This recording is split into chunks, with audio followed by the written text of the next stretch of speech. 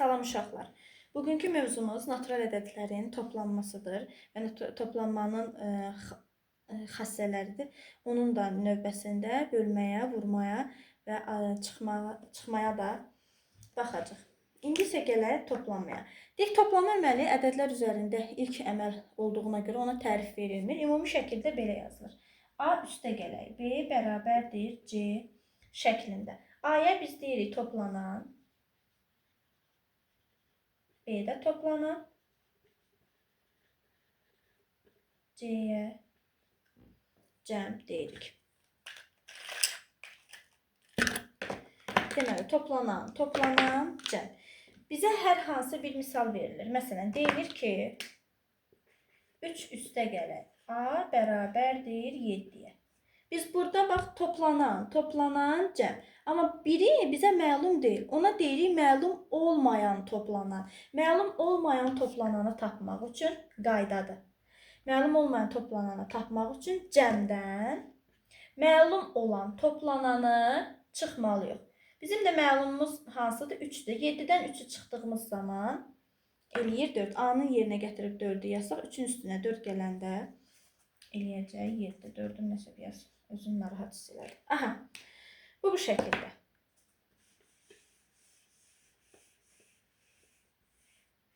Keçək. Deməli, çıxma əməli. Yenə yazırıq. A çıxılsın. B bərabərdir C-yə. Burada A-ya azalan deyilir. B çıxılan. Bu da fərq. Bunların da 2 dənə qaydası olur. Azalanı tapmaq lazım olur. Bir də çıxılanı tapmaq lazım olur. Azalanı tapmaq üçün məsələn belə bir misal verir. Deyək ki, A çıxılsın. 7 bərabərdir 10. Azalan, çıxılan fərq. Azalanı tapmaq üçün fərqin üzərinə çıxılanı əlavə etməliyik. A bərabərdir 17. Yəni 17-dən 7 çıxanda 10 eləyir. Çox uşaq bəzən bunu qayda şəklində qarışdırır. Necə yadda saxlamaq lazımdır? Azalanın, ümumiyyətlə azın əksi nədir? Azın əksi çox deməkdir də. Biz bir mənalı başa düşürük ki, daha doğrusu əlaqələndirməyə çalışırıq. Əlaqələndirib öyrənəndə biraz daha yaxşı yadda qalır. Əlaqələndirdiyimiz zaman azı tapmağı bizdən soruşursa, deməli mən cavabda çox almalıyam. Çox almaqdan ötürü nə etməliyəm? Fərqin üzərinə çıxılanı əlavə etməliyəm. Bax, bu bölmə əməlini indi keçəcək. Bölünəndə də bu həmən qayda özün doğruldur. Yəni azı tapmaq üçün çox cavab almalısınız. Çox cavab da almaqdan ötürü onsuz da sizə azalanı soruşursa, digər tərəfdə fərqdən çıxılan qalıb da. Fərqin üzərinə çıxılanı əlavə edirik. Görürsünüz ki, burada da əlavə olundu. Bu şəkildə. İndi gəlin çıxılanı tapaq. Çıxılanda 7 çıxılsın A bərabərdir 2. Çıxılanı tapdığımız zaman azalandan fərqi çıxırıq. Azalandan da fərqi çıxdığımız zaman eləyir 5. Yəni A-nı yerinə qoyduğumuz zaman 7 çıxılsın 5 bərabərdir 2. Azalanın bir dənəsin, 2 dənə qayda oldu da. Bir qaydanı azalandan çoxu bilmək, çıxılanı avtomatik artıq tapasınız ki, digəri qaldı da. Deməli, azalandan fərqi çıxmaq. Bu da bu şəkildə. İndi isə keçək vurmaya. Deməli, vurmanı necə yazırıq? Vurma yazılır. A vurulsun. B bərabərdir C. Bu deyilir vuruq. Elə olur vurulanda deyirlər, fərqi yoxdur. Vuruq, hasil. Yenə bizə verə bilər ki, deyək, 9 vurulsun. A bərabərdir 36. Vuruq, hasil. Məlum olmayan vuruq. Bax, görürsünüz, məlum deyil də. Mən bilmirəm 9-u neçəyə vuranda 36 eləyir. Misala tənliyi həll eləməkdən ötürü. Məlum olmayan vuruğu tapmaq üçün hasili məlum olan vuruğa bölməliyəm. Yəni, A bərabərdir 4-ə. Deməli, 9-u 4-ə vurduğum zaman 36 edir. Bu da bu şəkildə. Keçdik bölməyə. Bölmə əməldə hasil və vuruqlardan biri məlum olduqda, o biri vuruğun tapılması əməli bölmə əməlidir. Necə yazılır? A bölək B bərabərdir C. Deyir bölünən B bölən C də qismət. İndi gəlin misallara baxaq. Misalda məsəl üçün necə deyir? Deyir ki, A bölünsün 7 bərabərdir necə deyək 2. A bölək 7 bərabərdir 2. Bax, bölünəni tapmalıyıq biz. Yenə bundan əvvəl dediyim kimi azalanı tapmaq üçün nə edirdik? Biz çox cavab almalıydıq. Eyni qayda burada tətbiq olunur. Bölünəni birinci yerdə duranı tapmaq üçün sənin cavabın çox olmalıdır. Ona görə də sən hasili vurmalısan bölənə. A da bərabərdir 14. Həqiqətən də 14-ü 7-yə böldüyümüz zaman 2 eləyir. Bu bölünənin qaydası. Mən misal verə bilər. 21 bölünsün A bərabərdir 3-ə. Burada böləni necə tapacaq? Böləni də 21-i bölürük 3-ə. A bərabərdir 7-yə. Sanki çıxma əməlinin qaydalarıdır. Bölünən necə tapıldı? Çox cavab almalıyam. Böləndə isə, onsuz da bölünəni bilirəm ki, çox alacamsa, bölünəndə az almalıyam da. Yəni 21-i 3-ə bölərək 7-ni almalıyam. Bu da bu şəkildə. İndi isə keçək toplamanın xassələrinə.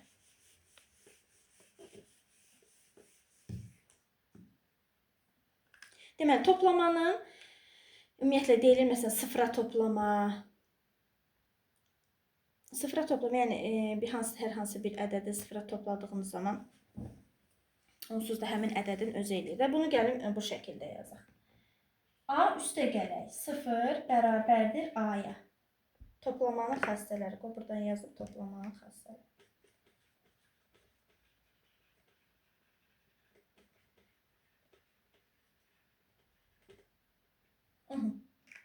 A üstə gələk 0 bərabərdir A. Yəni 7 üstə gələk 0 bərabərdir 7.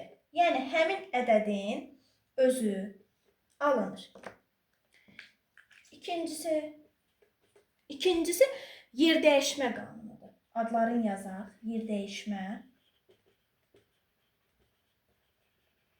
Bunları izah edəndən sonra hər biri misallar üzərində göstərəcək. Yer dəyişmə qanunu nədir? Deyir ki, toplananların yerini dəyişəndə cəm dəyişmir. Qayda olaraq da bu şəkildə yazır. Düstur olaraq. A üstə gələk B bərabərdir B üstə gələk A-ya. Yəni 2-nin üstünə 3 gələndə 5 eləyir. 3-ün də üstünə 2 gələndə 5 eləyir. Gördünüz, yerlərini dəyişdirdim toplananların, amma cəm dəyişmədi. Biri də var, qruplaşdırma. Üçüncü, qruplaşdırma.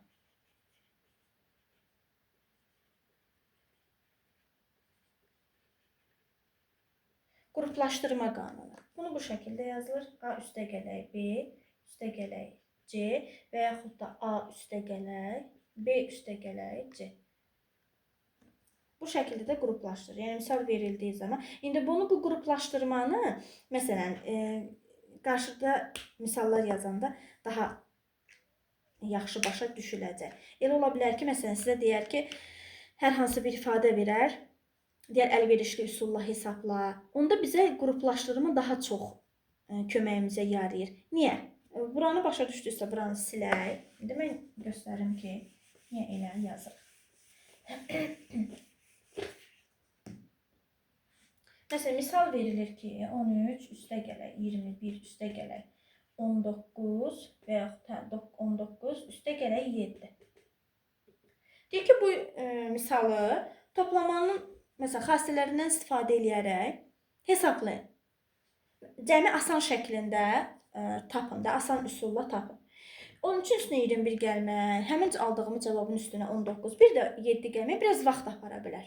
Ondan sonra biz baxırıq ki, mən bunu bu şəkildə deyirəm. İndi bilmirəm, başqa müəllimlər necə deyir. Mən dediyim odur ki, baxın, görün, hansı iki ədədi topladığımız zaman yeni bir onluq alırsan. Yeni bir onluqdan demək istədiyim şey. Yəni sonu sıfırla qutaran bir ədəd alırsan. Bax, yeni onluğu mən o şəkildə izah edirəm. Məsələn, 13-ün üstünə 7 gəlsəm, eləyər 20. Bir də 21-in üstünə 19 gəlsəm, eləyər 40. Sonra 20-nin üstünə 40 gəlsəm, eləyər 60. Aydın oldu. Yəni 7-nin üstünə 3 gələndə sonu sıfırla qutaran ədəd eləyir. 9-un üstünə 1 gələndə sonu sıfırla qutaran ədəd eləyir. Bunu bizə toplama görürüz. Heç bəlkə də saniyəmizi, 1 dəqiqəmizi almadı. Amma tək-tək hesablama biraz ən azından 1-2 dəqiqəni alar da. Yeni başlayan 5-ci sinif uşaqlar üçün və yaxud da ibtidai siniflərdə də bu qaydalar vardır. Bu şəkildə. Aydın oldu. Deməli, yerdəyişmə xassəsi, qruplaşdırma, yerdəyişmə qanunu xassədə deyilir. Qruplaşdırma, bir də sıfıra toplama. Sıfıra toplamada həmin ədədin özü alınırdı. İndi 1-2 misallar göstərəcəm kitabda. Sonra dərsimizi yekunlaşdırırıq. Onsuz da yenə Namazovdan bütün səhifələri sırayla çəkib göstərəcəm. Bu mövzuda da çəkəcəm. Yəni, çalışıram hər mövzunun ayrı video dərs izahı olsun, sonra çalışma izahı olsun. Deməli, məsələn, belə bir şeylər verir. Yazır ki, 136 üstə gələk boşluq buraxır, bərabərdir 136. Bax, deyir ki, bərabərliklərin doğru olması üçün boş xanalara uyğun ədədi tapın. Bərabərsizliyin doğru olması üçün boş xanalara uyğun ədədi tapın. Yəni, 136-nın üstünə mən nə gəlsəm cavabda 136 alaram. Eşidirəm ki, deyirsiniz ki, 0. Bəli, 136-nın üstə 0 gələndə 136-nın özü eləyəcək də. Bu şəkildə. Başqa bir misal belə verir. 87 üstə gələk, bərabərdir 49 üstə gələk 87. Bu hansı qanuna, hansı xassəyə aiddir? Yer dəyişmə xassəsinə. Baxırıq ki, burada da 87 də var. Burada da 87 var. Burada 49 var. Burada yoxdursa, deməli həmin bu boşluq 49-dur. Toplananların yeri dəyişəndə cəm dəyişmir. Bu, buna aiddir. Bu da bu şəkildə. Başqa bir misal. Başqa bir misal deyir ki, A üstə gələk boşluq bərabərdir 23 üstə gələk boşluq. Aha. Yenə deyir ki, A, B, məsələn, C ilə hər hansı ədədlər işarə edilmişdir. Boş xanalara müəyyən ədədləri elə yazın ki, bərabərlik həmişə doğru olsun. Yəni, bizim məqsədimiz bilirsiniz nədən ibarətdir? Buradakı cavab nədirsə, bərabərliyin solundakı cavab nədirsə, sağındakı da cavab o olmalıdır ki, bu bərabərlik bir-birinə adından da göründüyü kimi bərabər olsun. Bərabərliyimiz doğru olsun. Ona görə burada biz nə yazmalıyıq? A-nın üstünə nə gəlib, sonra bərabər edib 23 üstə gələk nəsə. Deməli, bu birinci boşluq 23-dür. Digər boşluq A-dır. A-nın üstünə 23 gələndə A üstə gələ 23. 23-ün də üstünə A gələndə eyni şey alınır da. Sadəcə yenə bu yer dəyişmə xassəsinə uyğun olaraq yerləri dəyişib. Bu da bu şəkildə. Sonra başqa bir misala keçək. Məsələn, deyir ki, A üstə gələk B bərabərdir 1273. Belə bir ifadələr, deyir ki, bu belə bir qiymət aldıqda ifadələrin qiymətini hesablayın. İfadələrdə də məsələn, burada bir qarşılığını götürək, bu şəkildə yazır.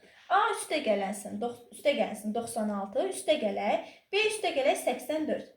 Bunu deyəsən bir dəfə də hər hansı dərsimdə izah eləmişəm. Yenə burada da təkrar izah edək.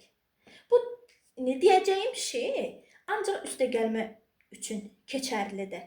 Yəni sənin ifadəndəki bütün işarələr əgər üstə gələkdirsə keçərlidir. Üstə gələk deyilsə həmən şey ora əlavə eləmək olmaz. Yəni aid eləmək olmaz. İndi burada bir testdə var, onu tapıb göstərəcəm ki, başqa cür necə misal var. Deyir ki, A üstə gələk B 1273-dürsə, bu ifadənin qiymətini tapın.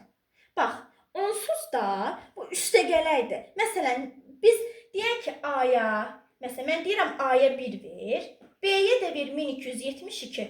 Onsuz da 1272-nin üstünə 1 gələndə 1273 eləyəcək. Bax, buranı başa düşəndən sonra avtomatik digər tərəf aydın olacaq. Bunu belə yazdıq, məsələn. Deyək yazdıq bunu belə. A-nın yerinə 1 qoyaram, üstünə 96 gələrəm, məsələn. Üstünə gələrəm 1272, üstə gələk 84. Onsuz da buradakı işarələrin hamısı üstə gələkdir.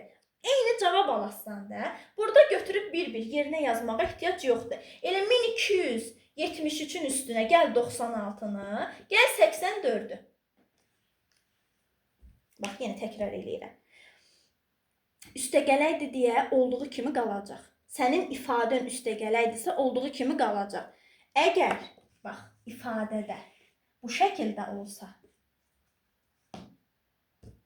əgər ifadən bu şəkildə olsa, artıq sən götürüb bunu 1273 yaza bilmərsən. Yazsan qarışıqlıq olacaqdır. Gərək mötərizəni vurasan, mötərizənin işarələrini dəyişəsən. Başa düşdünüz? Ancaq mən dediyimiz bütöv hamısı üstəgələk olanda keçərlidir. Ona görə hər zaman belə bir misallar verildiyi zaman, bu şəkildə ifadələr verildiyi zaman çalışın çıxma olanda, vurma olar, bölmə olar, fərqli misallar qarşımıza çıxa bilər də.